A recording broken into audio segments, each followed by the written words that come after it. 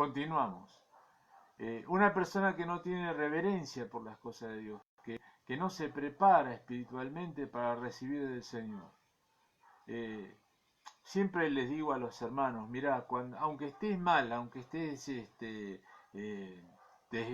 mal espiritualmente, estés en pecado, no sé, que te pase lo que te pase, estés bajoneado, llegá a la casa de Dios aunque sea arrastrándote al culto, a la iglesia, para que Dios obre. No dejes de congregarte porque estés mal. No dejes de congregarte porque estés apartado del Señor o porque hayas hecho algo que a Dios le desagrada. Acércate a la casa de Dios porque es cuando más necesitas encontrarte con Dios y que Dios esté obrando. Pero si yo voy preparado a la casa de Dios, es mucho mejor, porque Dios va a hablarme y yo voy a recibir más del Señor y voy a aprender cosas nuevas. Cuando Dios tiene que corregirnos y obrar en nuestras vidas y tenemos cosas que Dios tiene que restaurar y nos tenemos que arrepentir de nuestros pecados, no estamos aprendiendo cosas nuevas. Si nosotros para aprender cosas nuevas tenemos que haber dejado las cosas atrás, tenemos que estar bien en el Señor para que Dios nos pueda revelar nuevas cosas, porque no nos va a revelar nuevas cosas hasta que no estemos cumpliendo las que ya Dios nos ha mostrado que tenemos que hacer.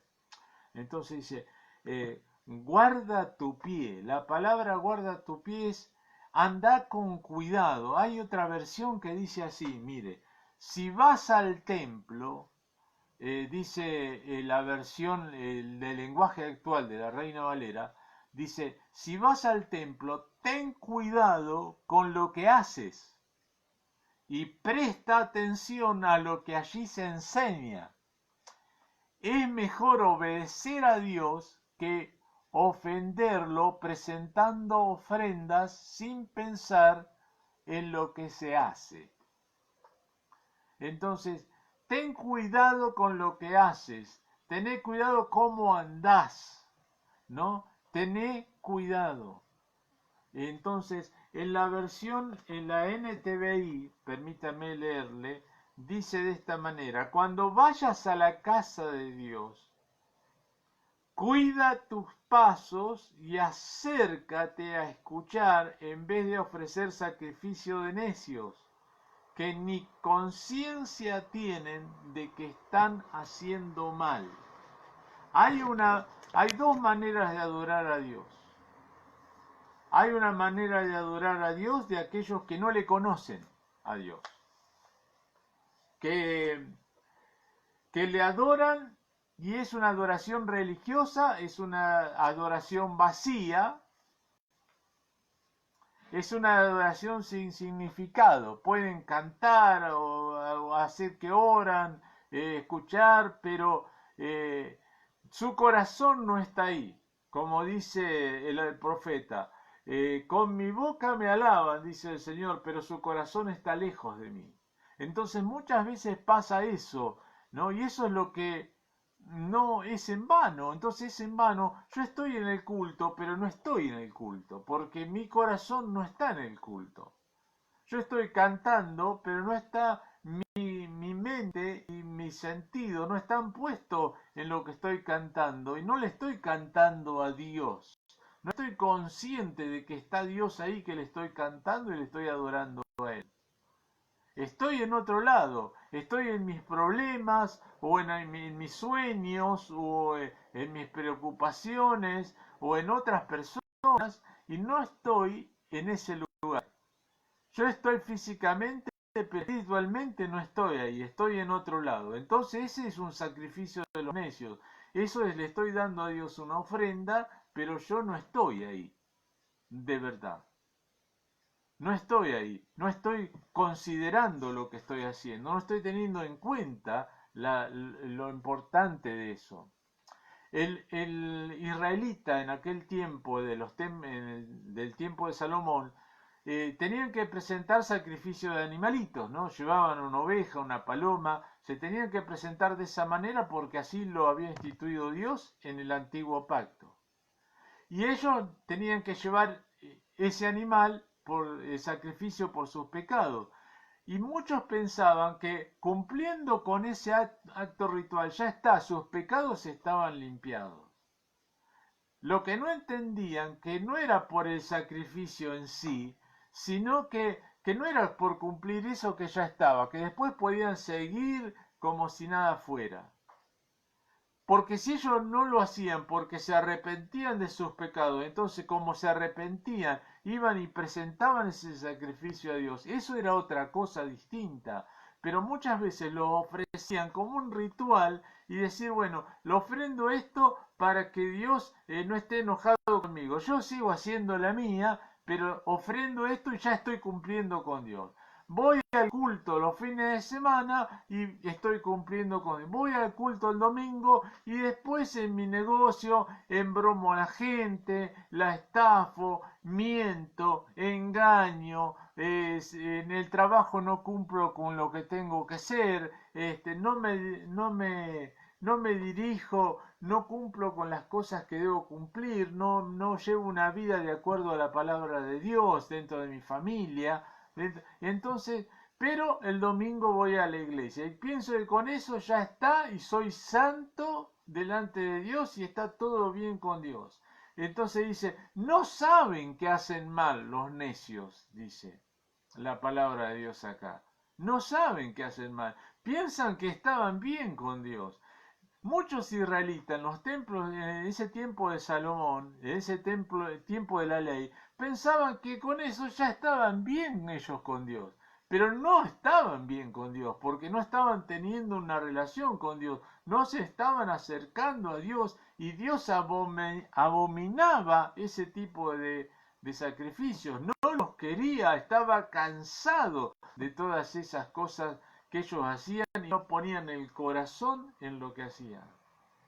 Bueno, si bien eso pasaba en el Antiguo Testamento, ahora a nosotros en el tiempo de la gracia y no en el de la ley, nos puede pasar lo mismo.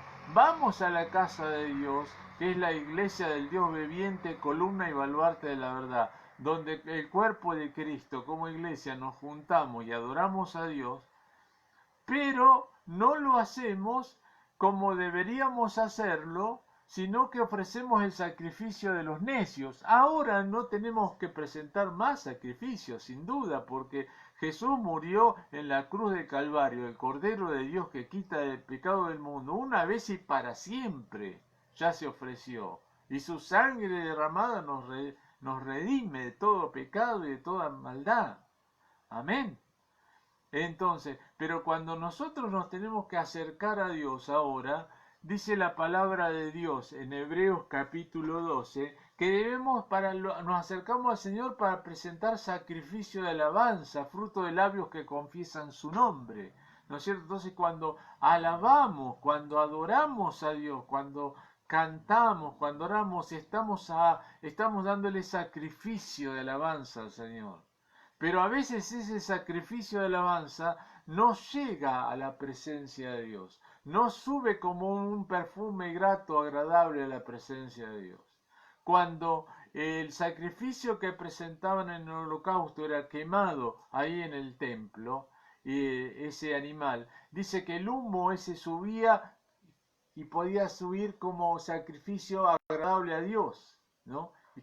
Y Dios que aceptaba a Dios ese sacrificio, ¿no? Pero si las cosas no se hacían como Dios había determinado, ese sacrificio no subía como olor agradable, fragante, agradable a Dios. Entonces no siempre cuando nosotros vamos a la casa de Dios, vamos al culto y le adoramos, lo hacemos de verdad y como Dios quiere. No estamos adorando en espíritu ni en verdad, sino que estamos haciendo un acto exterior, un acto religioso. La gente que no conoce al Señor siempre adora de una manera religiosa y adora lo que no sabe y adora ídolos y piensa que está adorando a Dios. ¿Sí? Hay algo muy llamativo, muy interesante en esta porción.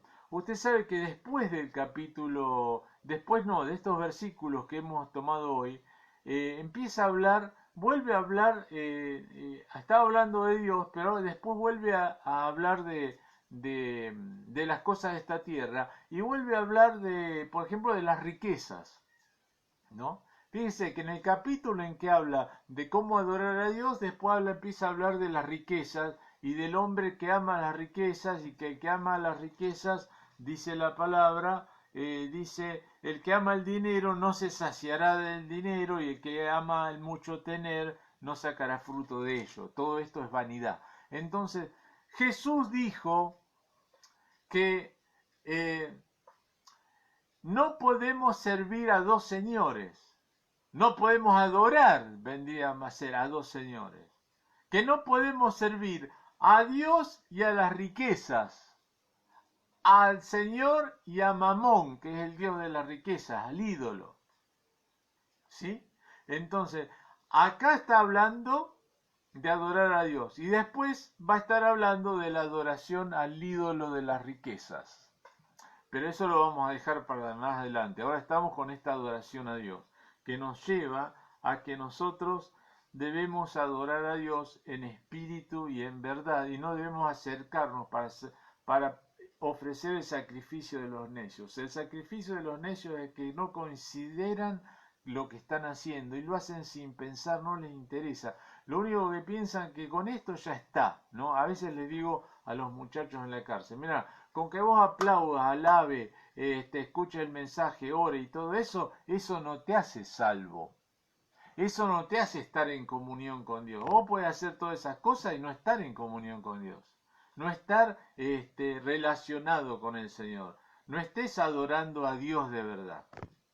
Porque la cosa, si no lo haces de tu corazón, y si realmente no pones gloria en la alabanza y no lo estás haciendo para el Señor y lo haces porque alguien, porque está en un lugar que esperan todos que vos hagas eso, que cantes, que alabes, y otros te están mirando y decir, mira cómo alaba este, así como le gustaba a los fariseos, ¿vio? Que se paraban delante de gente y hacían largas oraciones o ofrendaban y daban limosna para ser vistos de los hombres. Entonces nosotros no servimos ni adoramos a Dios para ser vistos de los hombres, sino que vamos a Dios en gratitud. En adoración vamos en gratitud, vamos a postrarnos delante de Dios, que como dice Salomón, nosotros estamos aquí en la tierra y adoramos a Dios que está en los cielos, pero tenemos ahora por Jesucristo una amplia y generosa entrada y podemos ir al altar de la gracia. Podemos ir al altar de la gracia y postrarnos delante de Dios y adorarlo y acudir a Él para encontrar la ayuda en el oportuno socorro. Qué maravilla poder entrar al trono de Dios estando aún aquí en la tierra. Dejar esta parte debajo del sol para ir allá donde está nuestro Señor en los cielos, ¿no? Como la palabra de Dios nos enseña. Dice la palabra más aquí.